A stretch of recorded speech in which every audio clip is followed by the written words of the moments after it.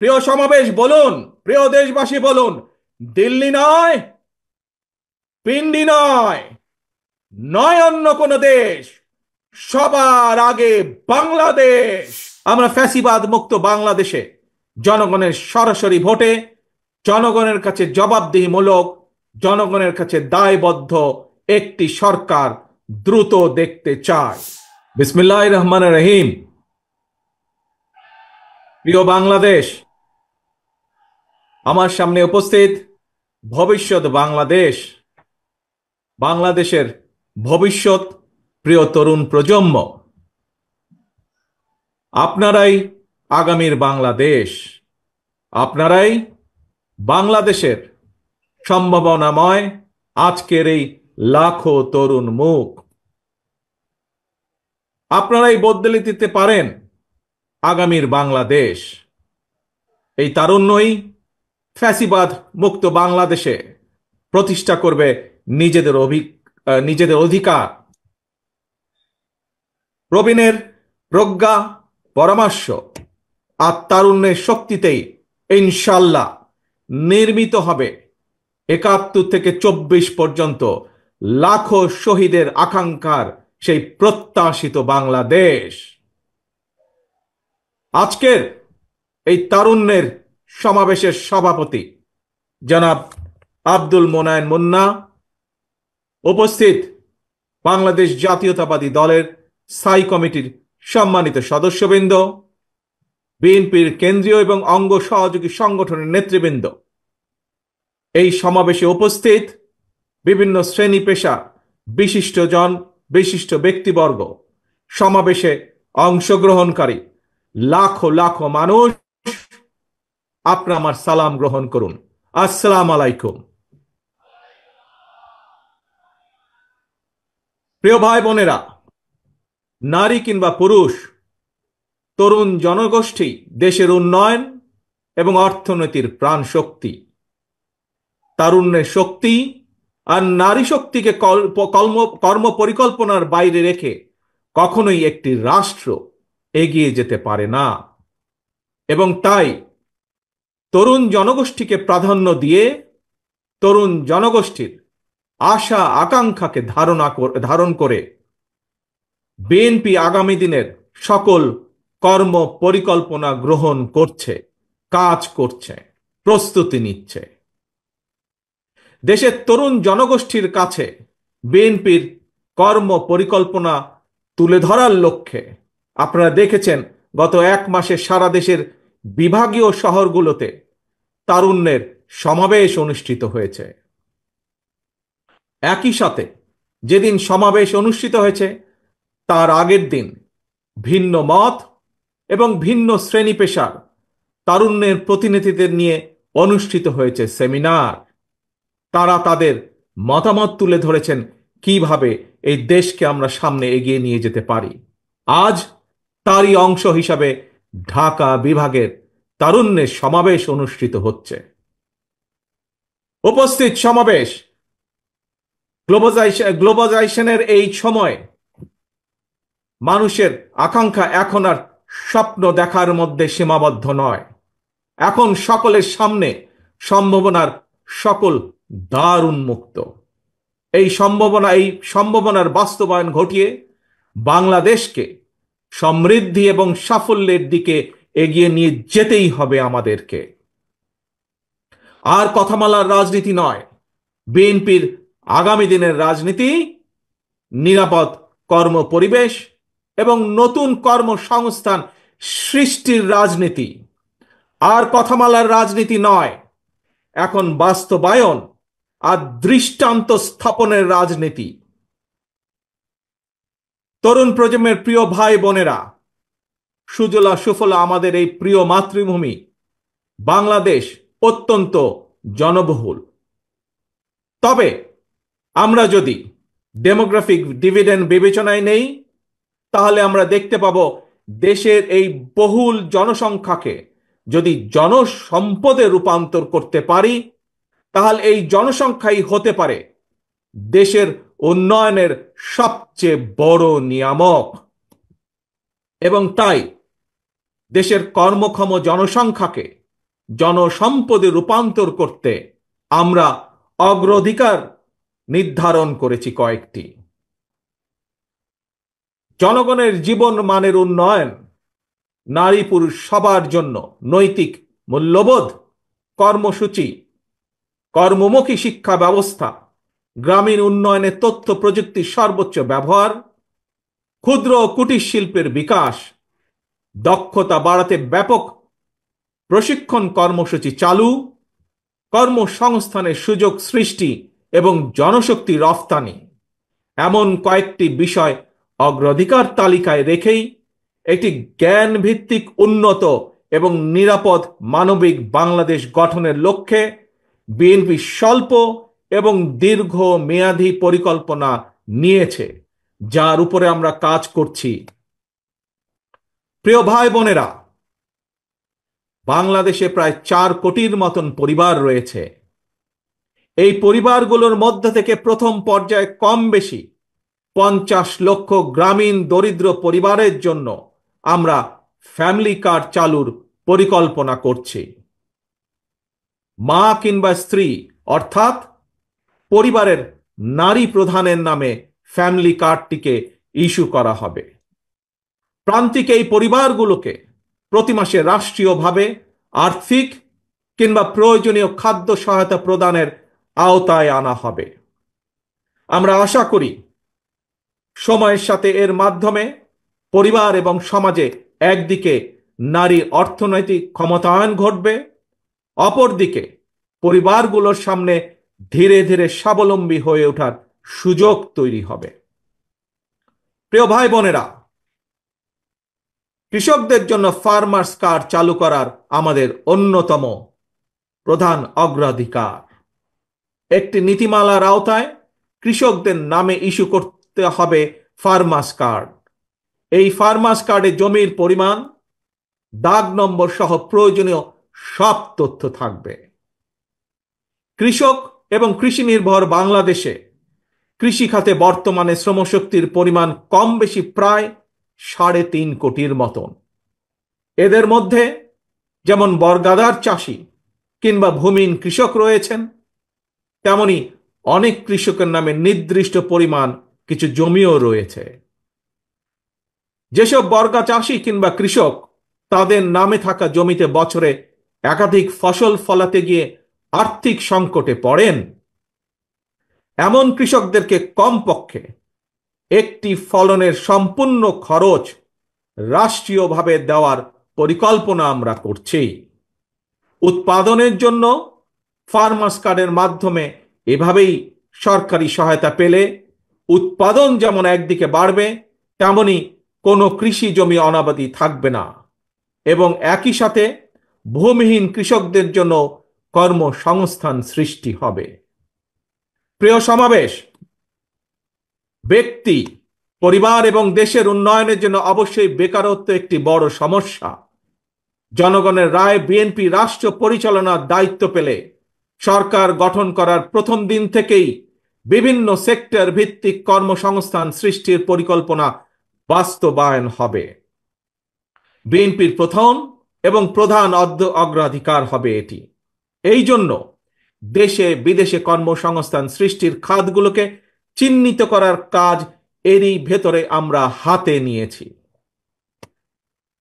প্রিয় ভাই বোনেরা, বর্তমান বিশ্ব তথ্য প্রযুক্তির বিশ্ব। এই সময় বিশ্ব বাজারের সঙ্গে দক্ষতা এবং যোগ্যতার প্রতিযোগিতায় টিকে থাকতে হলে অবশ্যই তথ্য প্রযুক্তি এবং কারিগরি শিক্ষায় দক্ষতা অর্জনের কোনোই বিকল্প নেই এবং সে কারণে আমরা একটি নির্দিষ্ট বয়স থেকে তরুণ প্রজন্মকে নৈতিক এবং কর্মমুখী শিক্ষায় প্রশিক্ষিত করে গড়ে তুলতে চাই। বিদ্যমান যে একাডেমিক সিলেবাস, এর পাশাপাশি স্কুল কলেজ পর্যায় থেকে আমরা আইসিটি এবং কারিগরি শিক্ষা প্রবর্তন করতে চাই। একই সাথে আমরা বর্তমানে মনে করি যে বর্তমানে স্পোর্টস এখন আর শুধু শারীরিক ব্যায়াম কিংবা বিনোদনের বিষয় নয়। সুতরাং এই স্পোর্টসকে একটি পেশা হিসাবে প্রতিষ্ঠিত করার লক্ষ্যে ক্রীড়াকে আমরা শিক্ষা ক্যারিকুলামের অন্তর্ভুক্ত করতে চাই। প্রিয় উপস্থিতি, বর্তমান বিশ্বে সাফল্যের প্রতিযোগিতায় যদি টিকে থাকতে হয় তাহলে বহুমুখী প্রতিভার বিকাশ ঘটাতে হবে। শিক্ষার্থীদেরকে একদিকে ভাষা শেখা যেরকম জরুরি, বর্তমানে আমরা স্কুল কলেজে সাধারণত বাংলা ইংরেজি শেখার সুযোগ পাই। তবে এর পাশাপাশি আমরা যদি আরও কিছু ভাষা যেমন আরবি, ম্যান্ডারিন, জার্মান, ফ্রেঞ্চ সহ এ ধরনের বহুল প্রচলিত একটি তৃতীয় ভাষা এবং যদি সম্ভব হয় তাহলে চতুর্থ ভাষা হিসেবে আরেকটি ভাষা শিখাতে পারি, তাহলে আমি ব্যক্তিগতভাবে বিশ্বাস করি বাংলাদেশের ভবিষ্যৎ সন্তানদের জন্য বিশ্ব বাজার উন্মুক্ত হয়ে পড়বে। একই সাথে প্রিয় উপস্থিতি, আগ্রহী যুবশক্তিকে যুব সম্পদে পরিণত করার জন্য সরকারি উদ্যোগে বিদেশি ভাষার উপরে 3 মাস থেকে 1 বছরের কোর্স আমরা চালু করতে চাই। দেশে যাতে বহু ভাষা শেখা যায় এজন্য আমরা বহু ভাষা শিক্ষক নিয়োগ করতে চাই, যার মাধ্যমে আমরা বেকার সমস্যারও অথবা কর্মসংস্থানেরও ব্যবস্থা করতে পারব। এর বাইরে সরকারি ব্যবস্থাপনায় আমরা plumbing, electrician, mechanics, dental hygienist কিংবা মেডিকেল টেকনিশিয়ানের মতন স্বল্পমেয়াদী ট্রেনিং কোর্সও করেও দক্ষ জনশক্তি গড়ে তোলার পরিকল্পনাগুলো হাতে নিয়েছি, যা এরই মধ্যে আমরা কাজগুলোকে এগিয়ে নিয়ে যাচ্ছি ধীরে ধীরে। তরুণ প্রজন্মের প্রিয় ভাই বোনেরা, আপনারা সবাই বিশ্বব্যাপী অনলাইন কেনাকাটা সম্পর্কে জানেন। অনলাইন ভিত্তিক জায়ান্ট প্রতিষ্ঠান আমাজন, ইবে কিংবা আলিবাবার মতন বিশ্ববিখ্যাত ই কমার্স প্ল্যাটফর্মের জন্য হাজারো পণ্যের চাহিদা রয়েছে। এইসব প্ল্যাটফর্মের সঙ্গে সংশ্লিষ্ট অনেকের সঙ্গে আমি ব্যক্তিগতভাবে কথা বলেছি। বিশ্ববিখ্যাত এই সকল ই কমার্স প্ল্যাটফর্মের চাহিদা অনুযায়ী আমাদের বাংলাদেশে অনেক পণ্য তৈরির সুযোগ রয়েছে। আমাজনের মতন বৈশ্বিক অনলাইন প্ল্যাটফর্মকে সামনে রেখে আমরা আমাদের দেশে ক্ষুদ্র এবং মাঝারি শিল্পের উৎপাদন বাড়ানোর সুযোগ গ্রহণ করতে পারি, সুযোগ আমরা তৈরি করতে পারি, সুযোগ আমরা নিতে পারি। বিশ্ববিখ্যাত ই কমার্স প্রতিষ্ঠানের চাহিদা মিটিয়ে কিভাবে বিশ্ববাজারে প্রবেশ করা যায় এর জন্য এরই মধ্যে যারা এক্সপার্ট আছেন তাদের সাথে আমরা আমাদের টিম নিয়ে কাজ শুরু করেছি এরই ভিতরে। প্রিয় ভাই বোনেরা, বাংলাদেশের বহু তরুণ প্রজন্মের সদস্য অনলাইনে কাজ করেন কিংবা করছেন কিংবা করার ইচ্ছে রয়েছে। আপনাদের জন্য কর্মসংস্থান এবং নিরাপদ কর্মপরিবেশ নিশ্চিত করতেও আমাদের উদ্যোগ রয়েছে।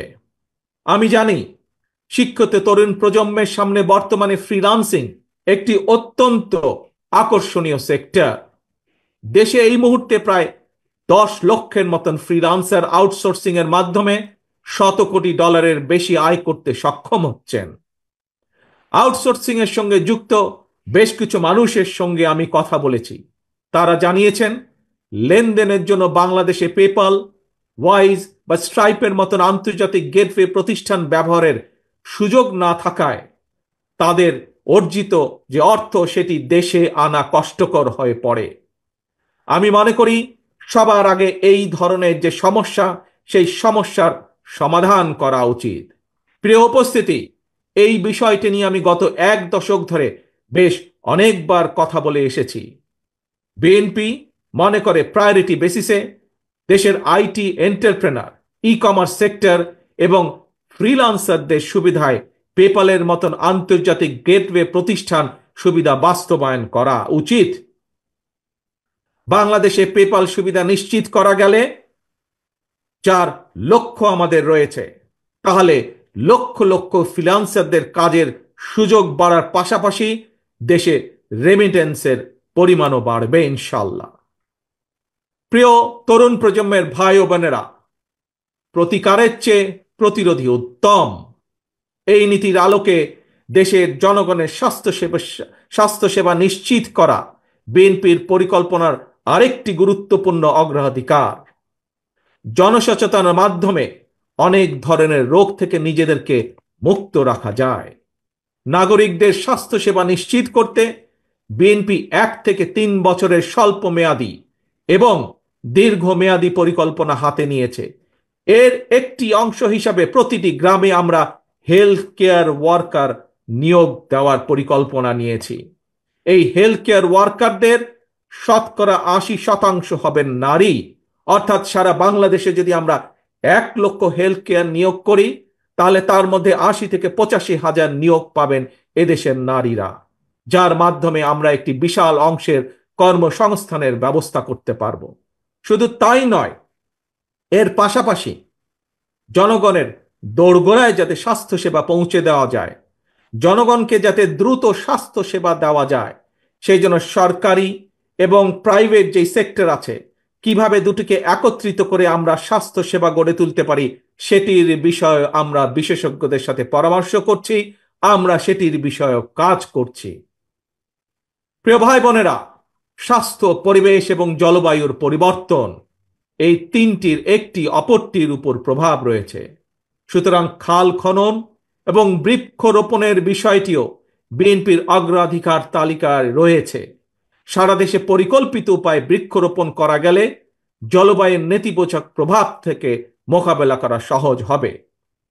প্রায় আমরা পত্রিকার পাতায় দেখি যে বাংলাদেশের, বিশেষ করে ঢাকা শহরের যে বাতাস, সেটি বিশ্বের মধ্যে সবচাইতে যে খারাপ শহরগুলো তার একটি দুটির মধ্যেই উঠানামা করছে।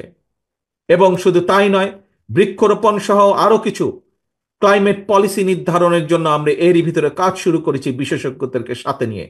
আমাদের লক্ষ্য থাকবে একটি নির্বাচিত সরকারের মেয়াদ যখন 5 বছর, 5 বছরের পরে 5 বছরের ভেতরে 25 থেকে প্রায় 30 কোটি বৃক্ষ রোপণ করা, এবং একই সাথে লক্ষ্য থাকবে সামগ্রিকভাবে দেশের যে তাপমাত্রা সেটি 2 থেকে চেষ্টা করা 3 ডিগ্রি পর্যন্ত কমিয়ে নিয়ে আসা। প্রিয় ভাই বোনেরা, গণতন্ত্র পুনঃপ্রবর্তন করে স্বাধীনতার ঘোষক রাষ্ট্রপতি জিয়াউর রহমান এই দেশে উন্নয়ন উৎপাদনের রাজনীতি চালু করেছিলেন। Mother of democracy Begum Khaleda Zia দেশে নারী শিক্ষার প্রসার ঘটিয়েছিলেন।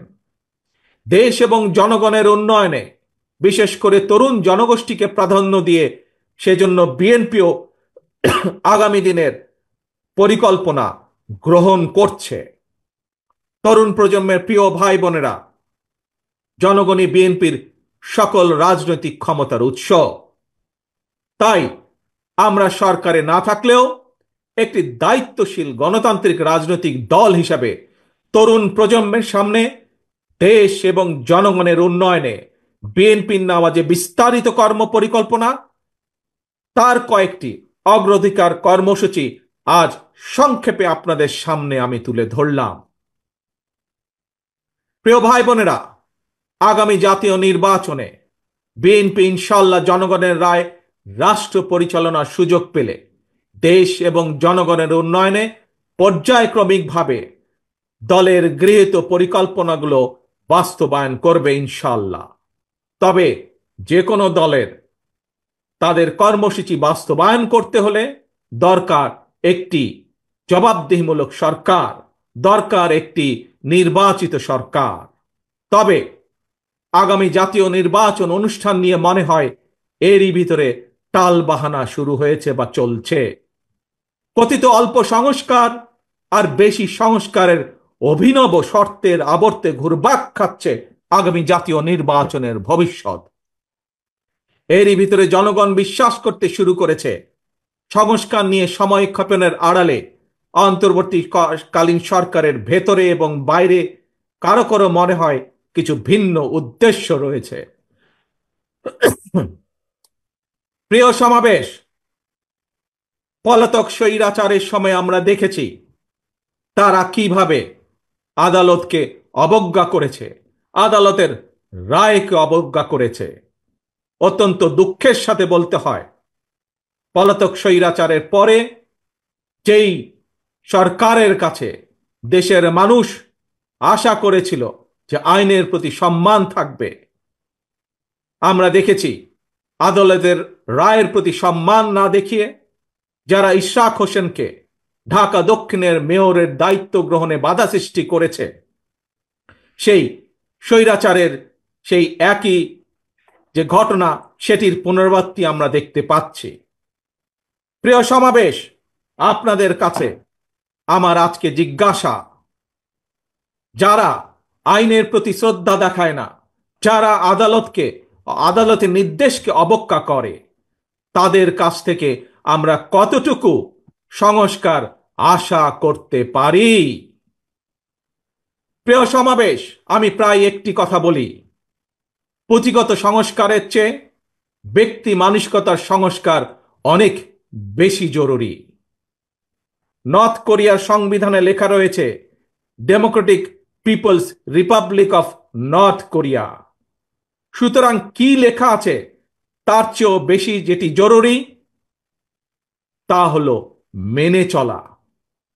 ইশরাকের ক্ষমতা গ্রহণ বা ইশরাকের শপথ গ্রহণে বাধা সৃষ্টি করে আজ আমরা আবারও স্বৈরাচারী মানসিকতার বহিঃপ্রকাশ দেখতে পাচ্ছি।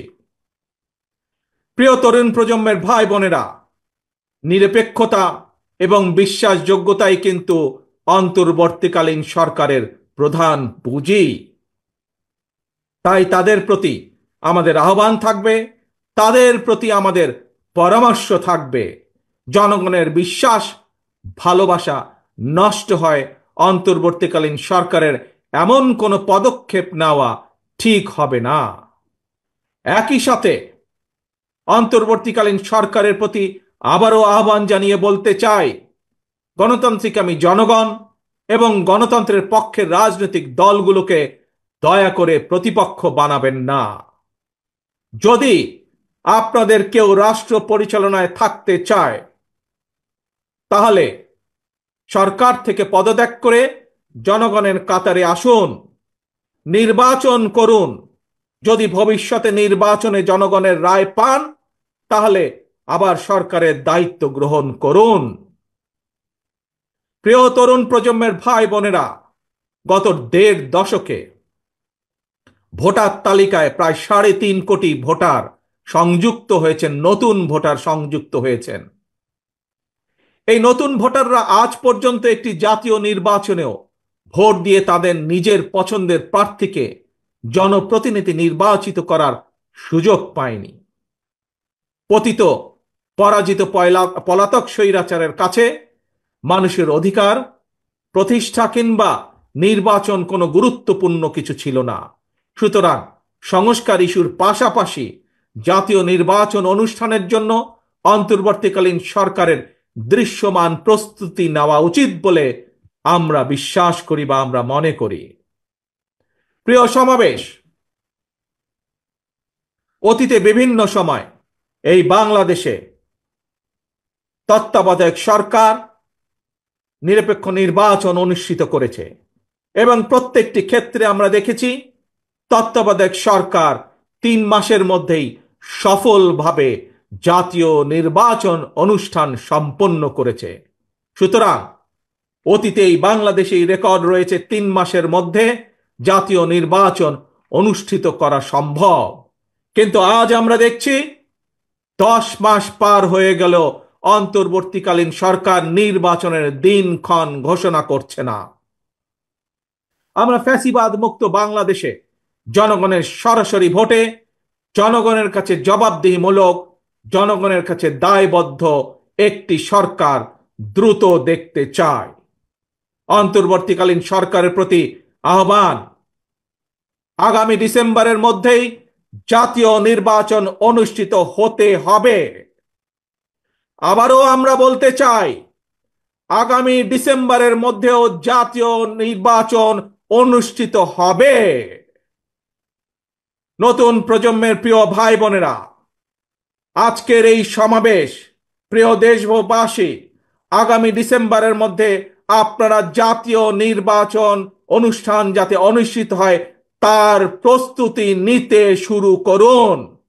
কারা রাষ্ট্র পরিচালনা করবে, কারা আপনাদের প্রতিনিধি হবে, জাতীয় নির্বাচনে আপনারা ভোট দিয়ে আপনাদের সেই প্রতিনিধিকে আপনারা নির্বাচিত করবেন। প্রিয় সমাবেশ, শহীদ রাষ্ট্রপতি জিয়ার সৈনিক দেশনেত্রী বেগম খালেদা জিয়ার কর্মীদের প্রতি আহ্বান জানিয়ে বলতে চাই, আপনারা জনগণের কাছে যান, তাদের প্রত্যাশা জানার চেষ্টা করুন, তাদের প্রত্যাশা বোঝার চেষ্টা করুন, জনগণের মন জয় করুন। কারণ জনগণই বিএনপির সকল রাজনৈতিক ক্ষমতার উৎস। প্রিয় দেশবাসী, প্রিয় সমাবেশ, প্রিয় ভাই বোনেরা, এবার আমি আপনাদের সামনে একটি ছোট্ট স্লোগান তুলে ধরতে চাই। মন দিয়ে দয়া করে সবাই শুনবেন। প্রথমে আমি স্লোগানটি বলবো, মন দিয়ে শুনবেন। তারপরে দ্বিতীয়বার আবারও আমি বলবো, তখন দয়া করে সকলে আমার সামনে স্লোগানটি আপনারা একই সাথে বলবেন। দিল্লি নয়, পিন্ডি নয়, নয় অন্য কোন দেশ, সবার আগে বাংলাদেশ। প্রিয় সমাবেশ বলুন, প্রিয় দেশবাসী বলুন, দিল্লি নয়, পিন্ডি নয়, নয় অন্য কোন দেশ, সবার আগে বাংলাদেশ। আল্লাহ হাফেজ। বাংলাদেশ জিন্দাবাদ, বাংলাদেশ জাতীয়তাবাদী দল জিন্দাবাদ।